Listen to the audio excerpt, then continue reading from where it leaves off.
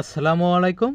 আমি মোহাম্মদ তরিকুল ইসলাম আপনাদের জন্য নিয়ে এসেছি সেরা অঙ্কের সেরা টেকনিক। অর্থাৎ আজকের ভিডিওর মাধ্যমে আপনারা এমন কিছু টেকনিক শিখতে পারবেন যে টেকনিকের সাহায্যে আপনারা আজকের ভিডিওর যে অঙ্কগুলো আছে এছাড়াও একই ধরনের সকল অঙ্ক আপনারা সমাধান করতে পারবেন। চলুন দেখি। দুইটি সংখ্যার গসাগু ও লসাগু যথাক্রমে 2 ও 360। একটি সংখ্যা 10 হলে অপর সংখ্যাটি কত? সেক্ষেত্রে আমরা খুব সহজে যেভাবে নির্ণয় করব, আমাদের প্রথম কাজ হবে লসাগু আর গসাগু গুণ করা। অর্থাৎ এই গসাগু 2 আর লসাগু 360 এই দুটি গুণ করব। 2 গুণ 360 ভাগ দিব অর্থাৎ 10 দ্বারা। তাহলে এই 0 0 কাটবে। এই 36 আর 2 যদি গুণ করি 36 গুণে এসে 72, অর্থাৎ অপর সংখ্যাটি হবে হলো 72। দুইটি ক্ষুদ্রতম সংখ্যার অনুপাত 3:4 এবং তাদের লসাগু 180 হলে গসাগু কত? সেক্ষেত্রে আমরা খুব সহজে যেভাবে নির্ণয় করব, আমাদের মনে রাখতে হবে যদি লসাগু দেওয়া থাকে, গসাগু না দেওয়া থাকে সেক্ষেত্রে আমরা লসাগুর মানটা লবে বসাবো এবং হরে আমরা কি দিব, যেই দুটি অনুপাত দেওয়া আছে এই দুটি গুণ করে হরে বসাবো। অর্থাৎ 3 আর 4 গুণ করলে 12, এইটি আমরা হরে বসাবো। 12 দ্বারা যদি আমরা 180কে কাটি তাহলে থাকে হলো 15, অর্থাৎ গসাগু হবে হলো 15।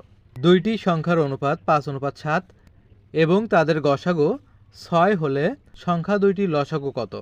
সেক্ষেত্রে আমরা খুব সহজে যেভাবে নির্ণয় করব, আমাদের মনে রাখতে হবে যদি গসাগুর মান দেওয়া থাকে এবং লসাগুর মান নির্ণয় করতে হয় সেক্ষেত্রে অনুপাত যে দুটি মান আছে তার সাথে গসাগুর মান গুণ করতে হয়।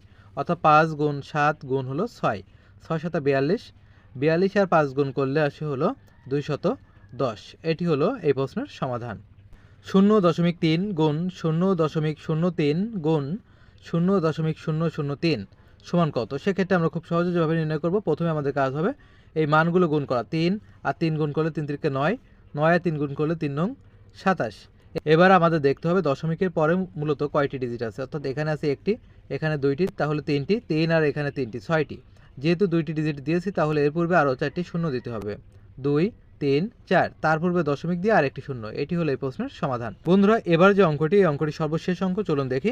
1/3 ভাগ 4/5 গুণ 3/4। সেক্ষেত্রে এই অঙ্কের সমাধান আমরা কিভাবে করব? প্রথমে আমরা দিব 1/3, দেওয়ার পর এই ভাগ না দিয়ে আমরা এখানে দিব গুণ।